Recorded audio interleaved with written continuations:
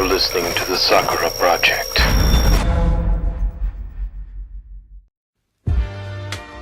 Hello, I'm Kirigakure. And I'm UltimaJVDeath, and we're here with a very special friend of ours. Alright. Introduce yourself. I'm Dex. I play Itachi Uchiha and A bunch of extras.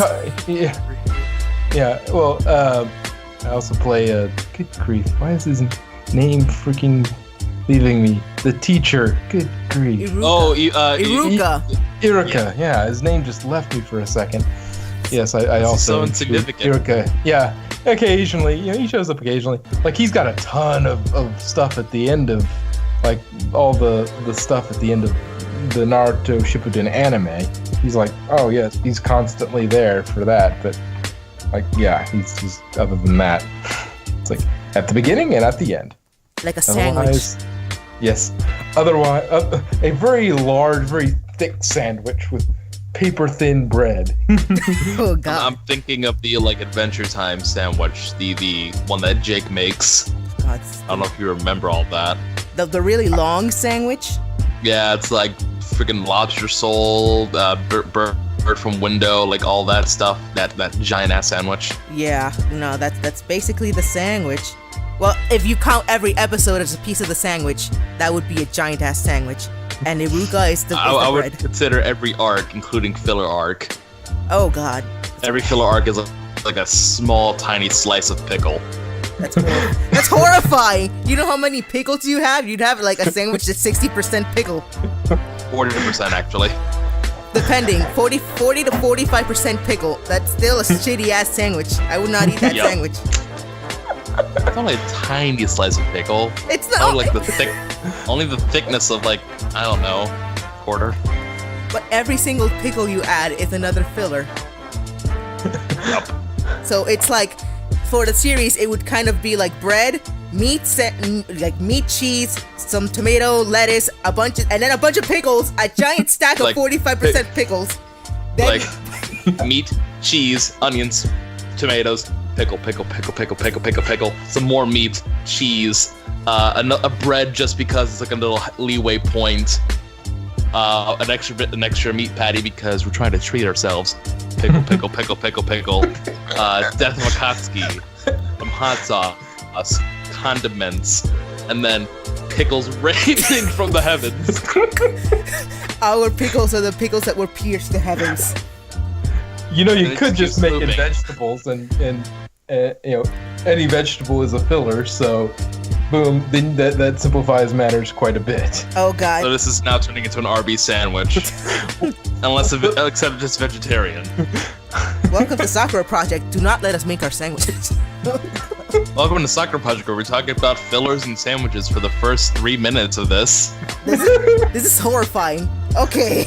We're keeping this in here. This is gold. This is what happens when I get involved. All right.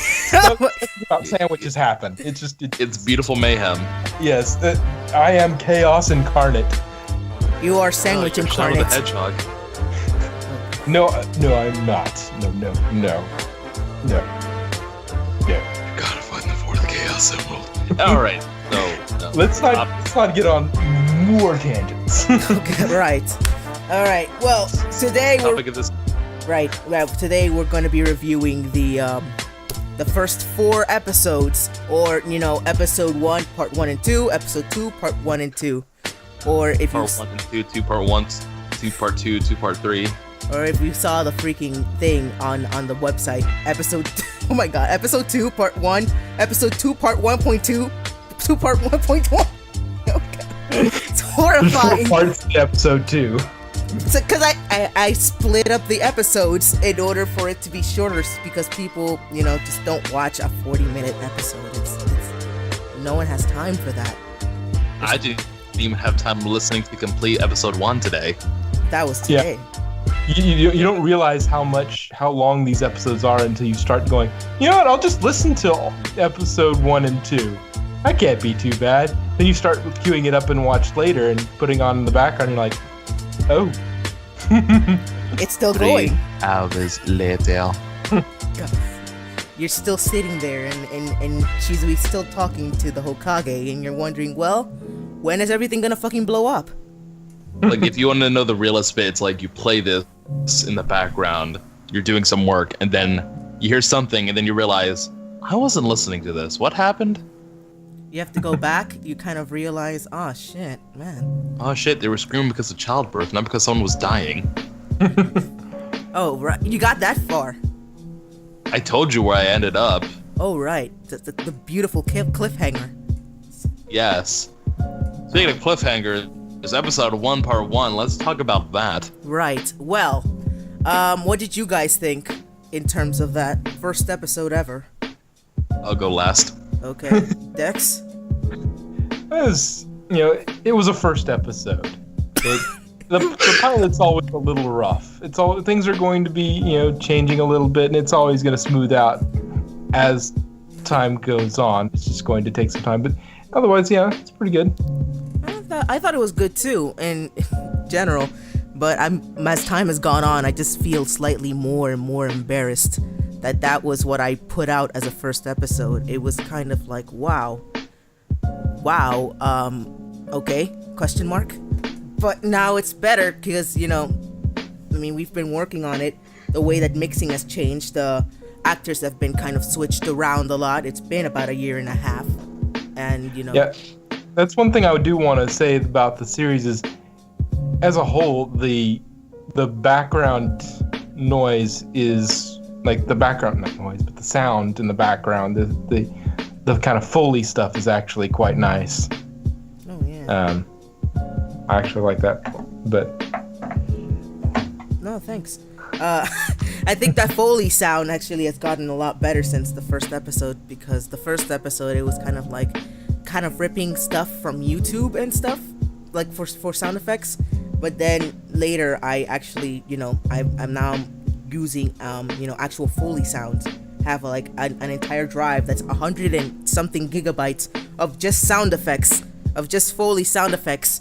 And so everything kind of sounds more realistic than it sounded at the beginning. Instead of it sound like a crowd sounding like you're just blowing into the mic and shaking your head like it actually sounds like people.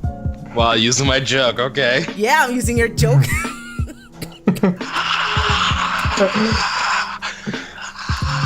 Really all of that. Yeah. I don't think, as an individual performer, I think, let's see, first and second episode, it was just young Itachi. Like the episode 1, parts 1 and 2, for me was just young Itachi, which I could have gone higher with, but it was okay. But yeah, I have the same problem. I always look back a little more critically than at myself than I sometimes think I should. It's like, no, that was terrible. You didn't emote enough. You didn't do this enough. It's like insecurity about it. No, you did good. I mean, it could have been worse. You could have done like an Anakin Skywalker thing, where you just didn't do. Well, that's always the fight with Itachi, though, is not with the young Itachi, because young Itachi can do whatever he wants because he's young Itachi. When they're young, they're a lot more excitable and they're emotional and that sort of thing. Emotional Itachi? What? Well, I mean, as kids, even like the sternest adult as a kid was at some point, kind of excitable, kind of, they made noise and that sort of thing. And I figure my interpretation is that, while he was probably still relatively serious, I think he really got his more stoicness since he joined like Ambu, and he really got into the meat of the special forces. That really made him a little more dour, a little more serious. That's my interpretation of Itachi.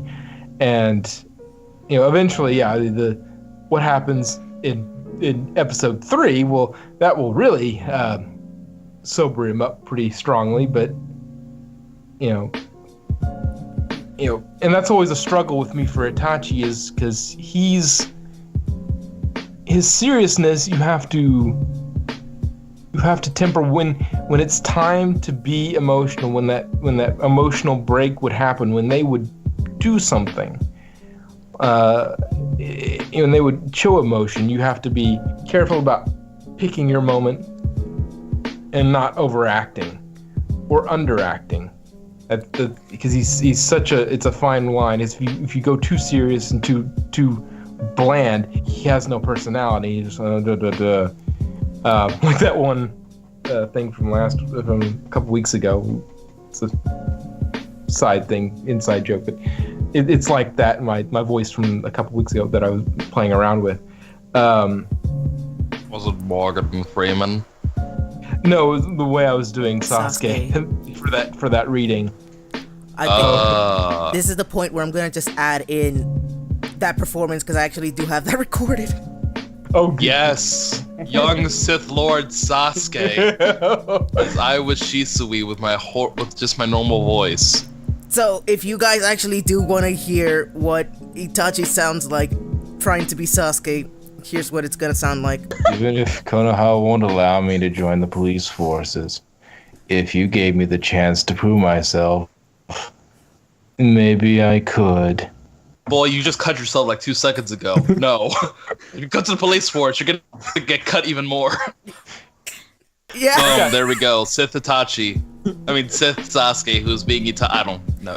Sith. At first, I thought it was a bridged Sasuke that you were doing. It kind of sounds like Ninja Bridge. It was kind of that kind of, just I am so emotionally empty that I am not even going to try to emote. I am just going to, the trick with that, trying to maintain that voice is trying not to laugh. If you can keep that laugh out of your voice, then it's a really funny voice. But if you can't, with all the things that was happening too, you are a master of not laughing. But yeah, it's always a balance between you don't want to go too far down there and get that Sasuke, and you don't want to get too excitable with Itachi. He can't be that emotionless, but he also can't be that emotional. He can't be Naruto, but he also can't be, emotionless. He can't be just that emotionless character. He's serious and he's stoic, but he has those emotions, and you can feel them sometimes. You can feel that edge on him, on what he's saying and what he's doing. But he keeps it mostly suppressed. Yeah, I kind of agree with you, and honestly, it's kind of like, it's not even like he just suddenly becomes stoic. It's like it's a very slow process. He as his ninja career has advanced, he's kind of had to learn that he has to keep it in, and in order for him to actually do his job and do it well, and as well, the things that have happened to him, what happened in episode 4 must have really done a lot of damage right at the end of episode 4, the whammy that came. And if you saw the original series, you know what it is.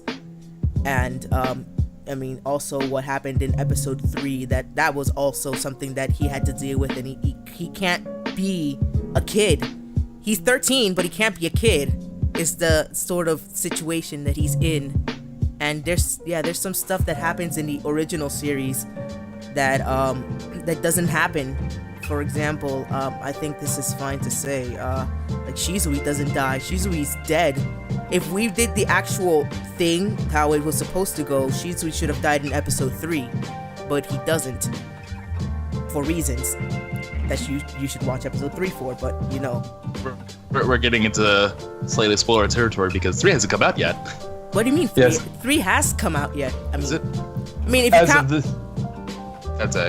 Tensei, yeah, like episode 1 part 2 should be episode 2, quote unquote. I'm getting very literal with its names. I'm sorry. No, Itachi doesn't show up in episode 3. Like what it's literally called episode 3, Itachi isn't there.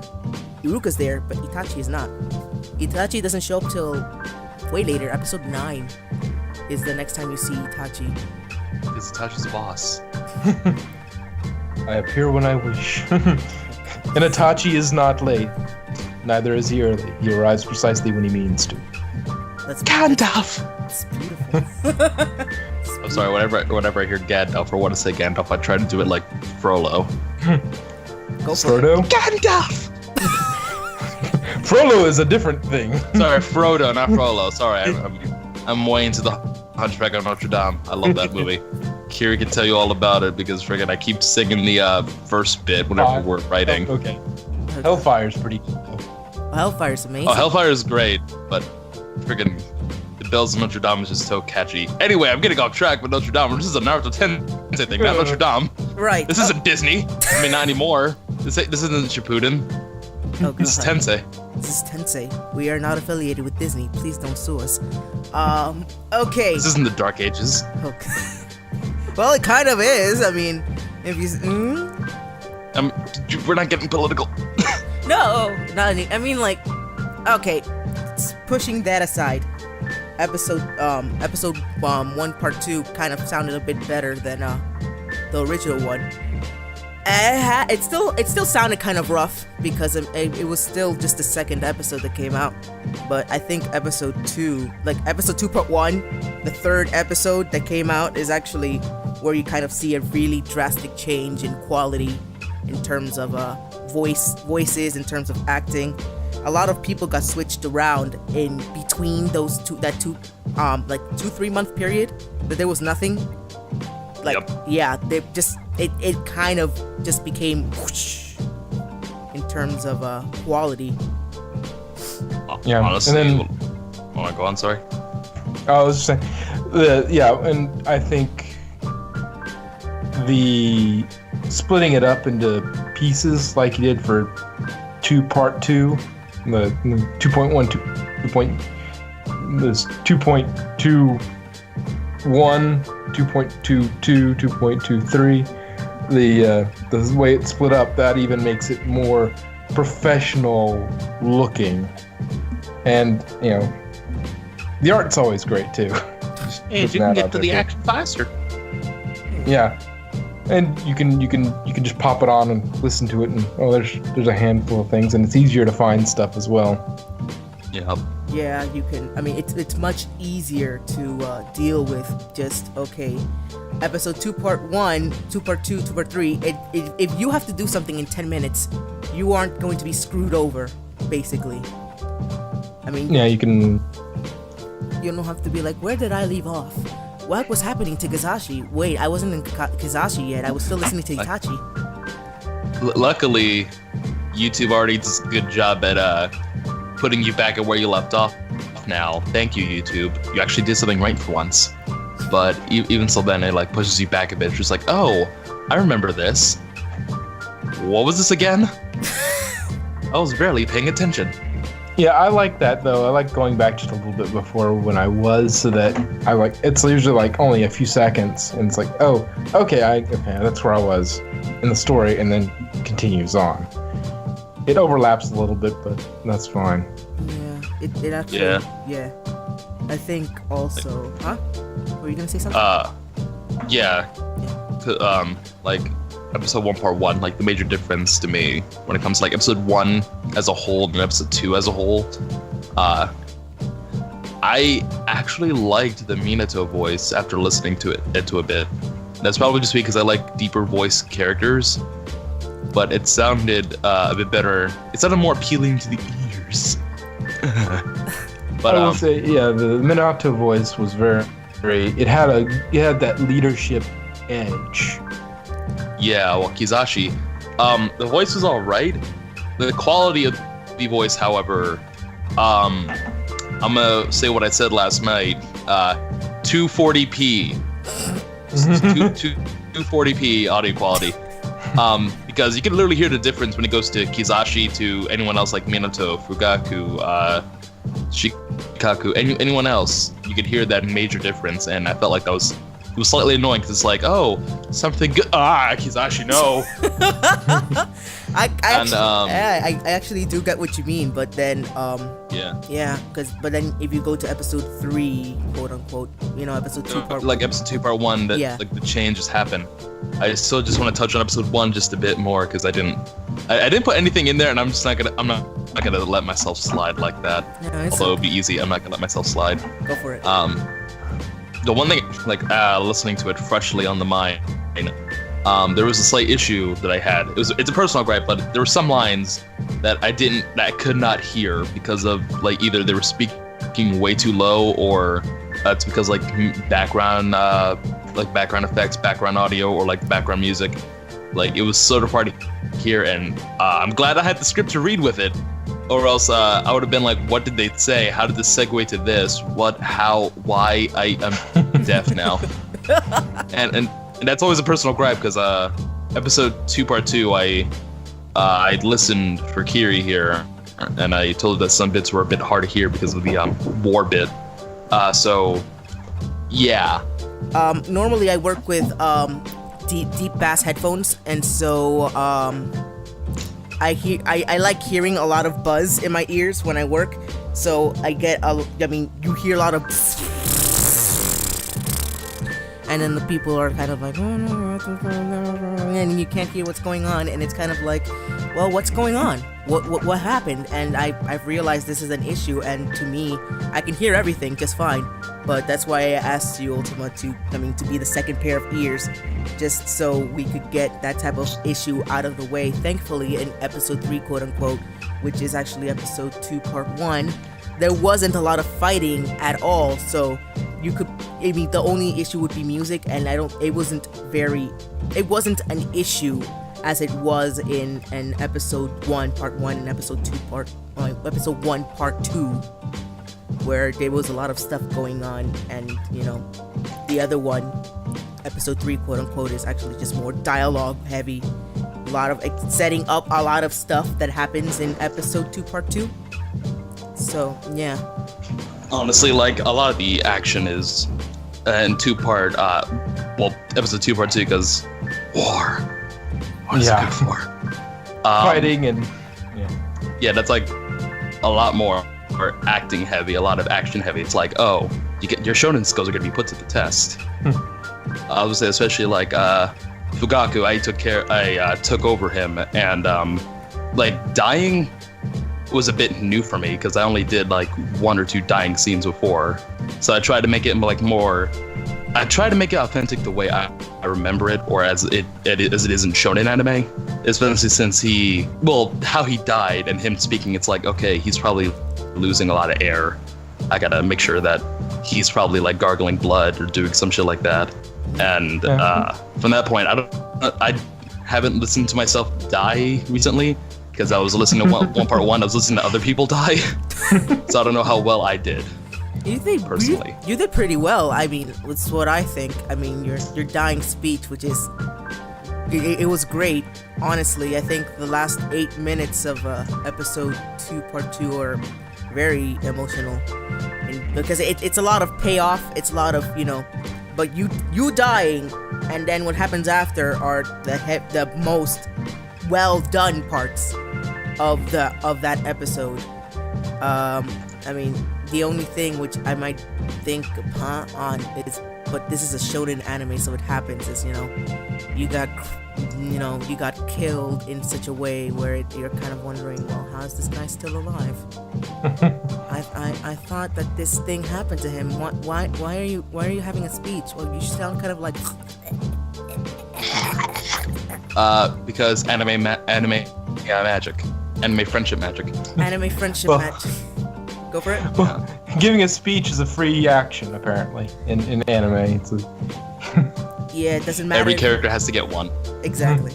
Doesn't matter if you have a fist through your chest, you're still gonna give your speech. It was like, I was born in a log cabin in the snow, and and your entire life story, you'll be able to tell all of it without dying, and right after you die, and that's it. Well, if you had a genre savvy person dying, you could do is just keep talking while the doctor works on them.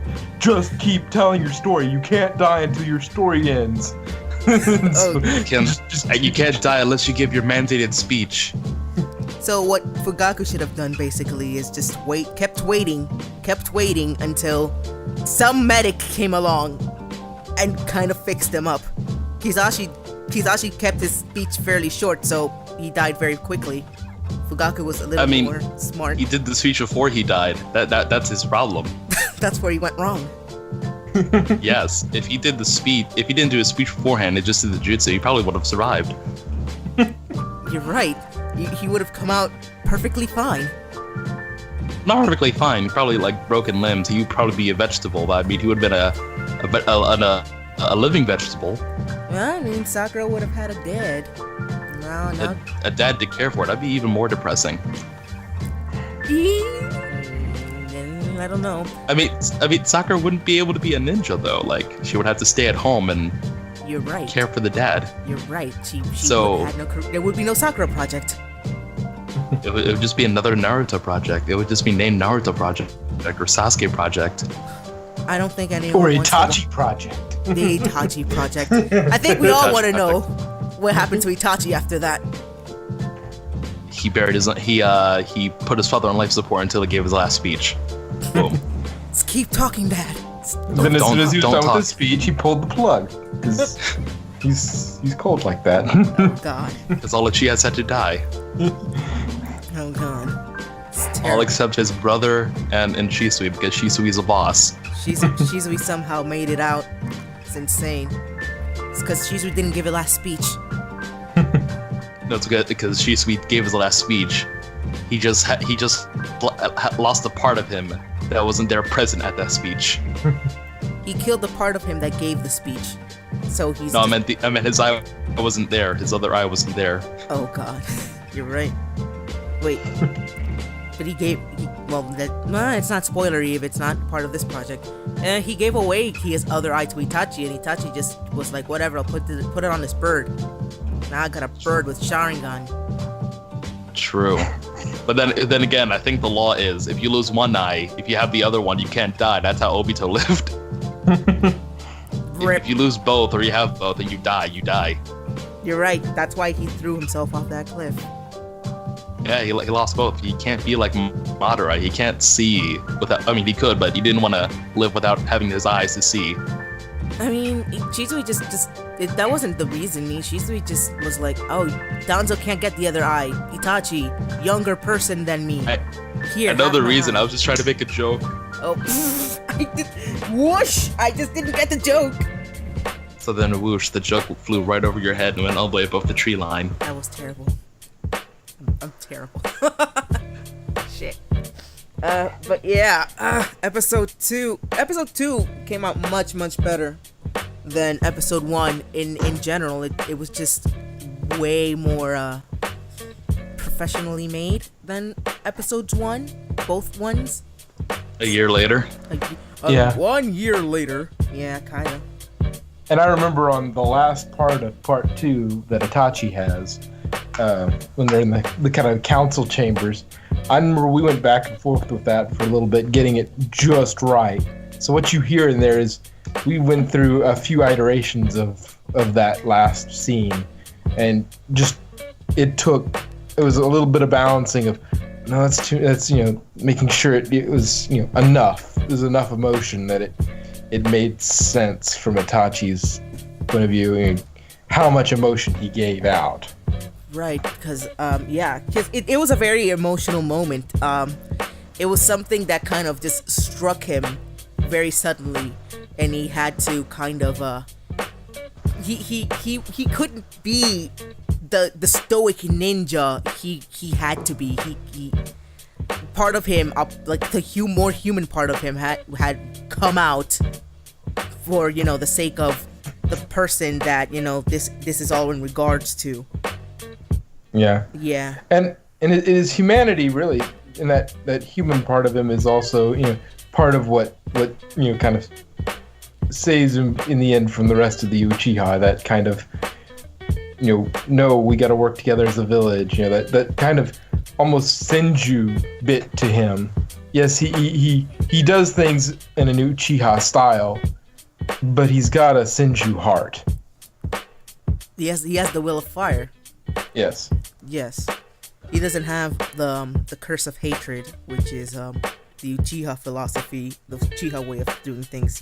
I kind of agree. It's like he does things in an Uchiha way, but he's always for Konoha. He's in the side of the leaf. He's not on the Uchiha side.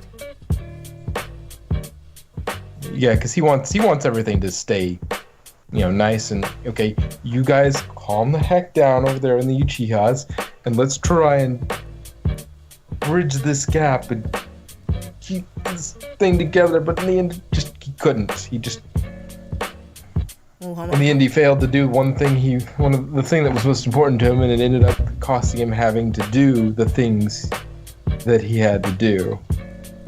It wasn't pretty, it wasn't nice, but it was what had to be done in order to keep the village from falling apart. Quite, and it's like there's only so much one 13-year-old can do in regards to saving an entire village.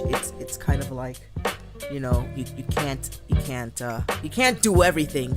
He did the best he could, and go right.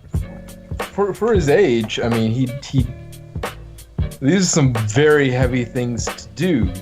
I mean, to become the sort of Batman, just the hated symbol, the Itachi the clan killer,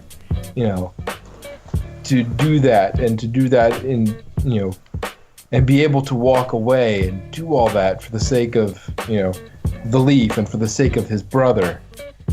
That takes a lot of inner strength, and it takes a lot of conviction to do that sort of thing, especially for a 13-year-old to be able to do those horrible things, but know that what you're doing them for in the long term is to protect the things that really matter to you. Exactly, and he couldn't even save everything that mattered to him. He could only save one person, and the one person he ended up choosing was, Sasuke, who, you see a bit of him in episode 2 part 1, and then once in episode 2 part 2, and he's just a kid. He's more of a kid than Itachi, and it's kind of like you just don't have much of a choice in that regard. Yeah, he grew up. Itachi grew up fast, because if I remember correctly, he graduated out of the academy early, if I'm not mistaken. So he was already doing stuff. He was ahead of schedule from Sasuke, and that's probably that and Naruto is what really pushes Sasuke's in the original material. It's what pushes Sasuke to be as aggressive about learning and being the best as he can be, is just that sort of, I'm behind them, I'm falling behind, I need to be better, and and kind of the emotions and getting, because we went back and forth, Kiri and I went back and forth listening to, like, I would do a take and she'd listen to it, and then she'd kind of, okay, can you give me a little more this way, or can you give me this redone, but give me more this, and kind of directing what I was doing. And a lot of it I did get right the first time, but there were certain lines that needed to be done a certain way, and just getting that just right. And it's always nice to have another set of ears. She was listening to it from another person's perspective, and so she could hear what it needed to be, and so we worked on that, and we were talking about also the emotional underpinnings of that entire scene, and I'd heard about the whole him being not the Uchiha, he has more the will of fire, him being the Batman. I was thinking after he killed Harvey Dent, which is the same thing as him killing the entire village, basically. Yeah, he can become a symbol. He can do the things that get people hatred, but they're the right things to do at the time. He's not the hero the city deserves. He's the hero the city needs. Yeah, he's not the hero. Yeah, however that phrase is put in, but yeah, he's not your classical hero, but he does what he needs to do, and he does it. He does horrible things, but he does it out of love, and out of knowing that if he doesn't do it, and he's the only one who can do it, if he doesn't do it, so much more will be lost, so much more death, so much more destruction, so much more of all of that will happen if he doesn't. And so, and to pile all that onto as a 13-year-old is a lot. It's a lot. Dramatic at best. Yeah, and that, and the thing is, despite all that, I mean, don't know. I assume he's going to be fairly similar. When we see him next, it's going to follow the original series in terms of the kind of character he becomes. No matter how stoic and how, just teasing of Sasuke he is, underneath it's always about love. It's always about, he loves his brother and he wants to protect him. The best way to protect him is to egg him on, to annoy him, make him gain power to protect himself. No, I totally agree with you. It's like Itachi Itachi does a lot of crazy things that you would think are beyond what is necessary, but I mean, this guy's a genius. This guy graduated far faster than anyone else had in all of Konoha's history. He knows what he's talking about when he does these crazy plans. He knows that it's the only way that Sasuke's gonna ever be pushed to do something, because unlike Itachi, despite whatever Sasuke might say or whatever he might do, he's much softer of a character. He's much easier to poke at and get him to do things than Itachi would be. He's more emotional. He wants him to he wants the anger to drive him rather than the depression to immobilize him. Exactly. Because if he left him just with he killed everybody and left, then Sasuke may have just gone into a depression and just never done anything, just wandered about. But if he eggs him on, he's like, yeah, come after me. I've got to test my limits. I am the evil of evils. Come after me. Then that gives him something to live for. It gives him something that, Itachi understands the Uchiha mindset better than his father probably gives him credit for in some ways. And he knows that if he prods Sasuke, if he pokes at his pride, he puts him down at every opportunity, he's not going to fall apart. He's just going to get angry, and he's just going to, that curse of hatred is just going to build and build. And that's going to make him powerful, and that power is going to help keep him safe.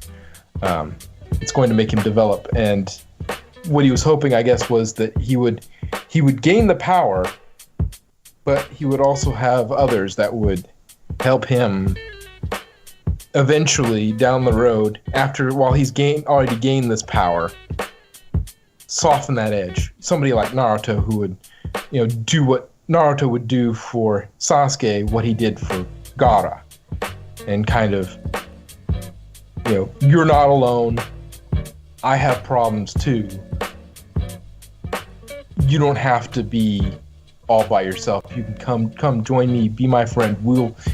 Together we'll get through this, because I deal with stuff, you deal with stuff. Let's be understanding of one another. Exactly. That's actually a very good way of putting it, because Itachi didn't know what Naruto would end up becoming later, but once he saw that Naruto was there, he kind of in a way pushed Sasuke towards that sort of thing. In the beginning, he had actually put an idea in his head that, in order to get these eyes, you have to kill your best friend. In a way, that was the only thing that kept Sasuke from going through with doing certain things that he would have done otherwise in order to gain power. Because, he's out of spite, he doesn't follow right under Itachi. He wants to do it in a way where he gains power, but he doesn't become what Itachi became, or what he thinks Itachi became. Yeah. A moral leash of sorts. Yeah, because it turns out Itachi wasn't a bad guy in the first place. Exactly. Yeah. Complicated, yes. Willing to do some unsavory business, yes. Yes. But a bad guy, depending on no. his perspective. Yeah, it depends on who your perspective is. And ultimately, from the point of view of the Leaf, he was a good guy.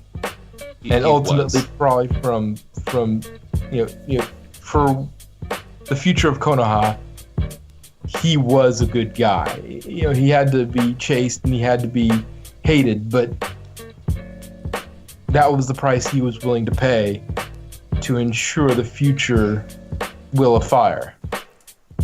Which is, that's a good thing. If it wasn't for Itachi, in both stories, in both the original story and in Tensei, terrible things would have happened. Itachi was willing to, sacrifice his own happiness, his own life, its own, chance at doing things in order to make sure that, the place that he called home still existed for, others, especially for Sasuke, just, so that they could, like, other people could have a better chance at living, because, if he was selfish, Konoha would have been Kaputsuki. I think Konoha would have been Kaputsuki after a number of reasons.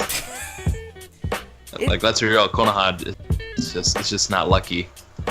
Konoha keeps coming back. After every catastrophic event. Yep. This is just one in a long line of terrible things that happens to Konoha. Yeah, it's a bit like the Soul Society or Angel Grove. It's like they have some serious cleanup crews. They do. It's fantastic what these guys can do with, like, wood.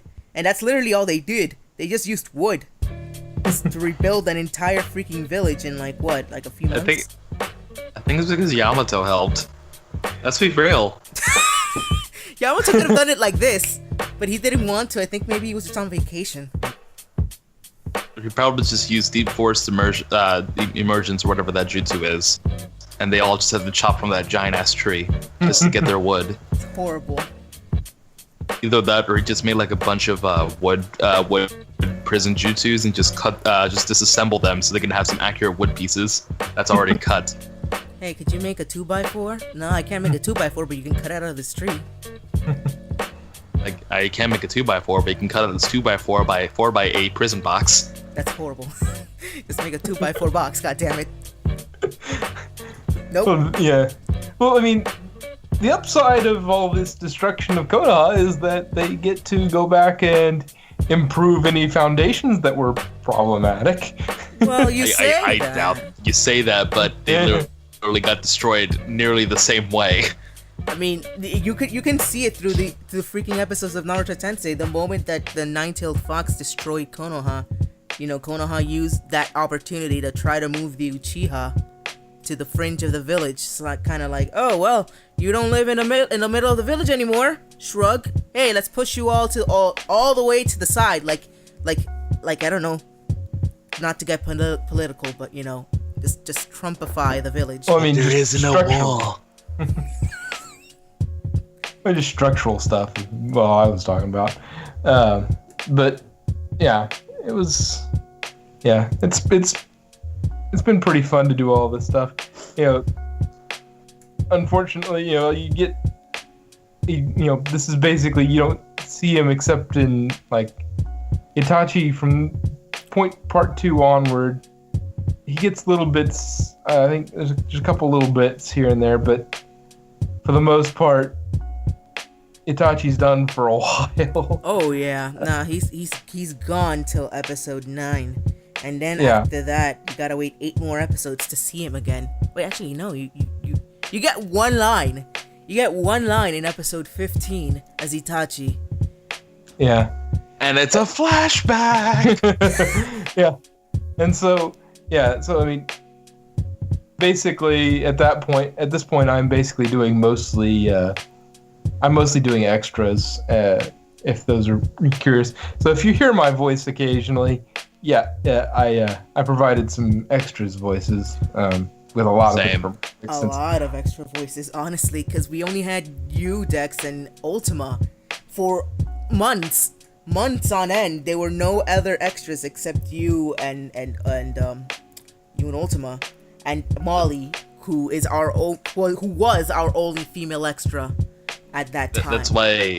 when like episode 2, part 2, when you hear people seeing Commissioner, you could probably hear my voice a bunch of times, kind of like Commissioner. Yeah, you can probably hear that, and I'm just like, ah. I think was I doing Commissioner as well at that point too. I think I was doing extras as well at that point too. But at that point, you were. Yeah, but like there were certain points in the series I don't do extras because I'm also in this. Itachi is in the scene, and it would be really awkward if you hear Itachi's voice and then Itachi's voice from somewhere else. I mean, I try and change it up, but there's a limit. In fact, there was that Omaki joke I made that one time that maybe we'll make someday, that about, you know, his brother being everywhere. He's actually watching over him. Oh, that's cool. Like just Sasuke. Sasuke's at some sort of restaurant. He hears the waiter, and he sounds exactly like Itachi. It's like, huh? But the waiter's just got a really, it's just Itachi in a full of Akatsuki gear and everything, but he's just got this really unconvincing mask. No, I am completely the waiter. No, don't worry about it. You sound familiar. It's like in a Skyrim thing. Wait, I know you. You're making a mistake. There's no mistake. There's a mistake. You have committed crimes against Skyrim people. Why are we synced? God, why are we synced? That is great. Just what say you in your defense? Fucking Itachi just runs for it. After him. Itachi Goes to Fog Wraith. Wait, I know you. Just walks away. He doesn't have to say anything. Just walks away. No, he walks behind a corner, switches the cheap mask out, and then just goes, "Hi guys, I am totally just a farmer." Oh god. It's like, hello people, I am just a normal farmer. I'm here to deliver some rice or some shit. Oh, go in. Have you heard about the news in Fourth Dawn Guard? Like that. I wish it was like that in Skyrim. Just switch a mask, but no, the guards psychically know it's you. But that's Naruto Scrolls Skyrim. We could worry about that on another podcast time. Yeah, that'll come around eventually. Yeah, Itachi won't be in there until later on because Sasuke and Itachi still have a fight there. Yeah, I mean, yeah, I know Itachi's one of those characters that he's going to be in there for a very long. He's there for a very, very long time. He's just a very intermittent character. That's basically both of my characters at this point. A very intermittent character that it's very important to the story, but just doesn't show up a lot. Yep. I think I would say that from my character as well, other than extras, because my I think the initial character I was cast for Hashirama. Important character, not here. Dead. Ground. With other pieces of wood. 6 feet under. And he got Hayate. He's alive, but he'll die. He'll die. Yes. Unless you're watching the abridged version by Masuko X and Vegeta 3986, in which case he beats his opponent. Oh shit! I didn't actually watch that. Oh, the abridged version is pretty good. Like, I think it's Black Hayate. He's the one that's got the sniffles, I think. Yeah, he's the one. Yeah, he's in that one for some reason. Yeah, they edit in such a way that he kills his opponent when the night when he would have died. He actually kills his opponent, and it's like, whatever. It's like, how did you? Oh no. Well, I mean, I think that this has gone on as long as it could, because otherwise, this is already 3 times as long as the update podcast, and it's just been almost 3 times. Like, wasn't that like 20-something minutes? Yeah, well, now we're at an hour. Yeah, almost an hour. Yeah. So again, this has been Kirigakure, UltimaJVDeath. I'm UltimaJVDeath. And Dex. All right. And we'll see you guys in the next one where we do episode 3, quote unquote, episode 5 of Sakura Project's Naruto Tensei.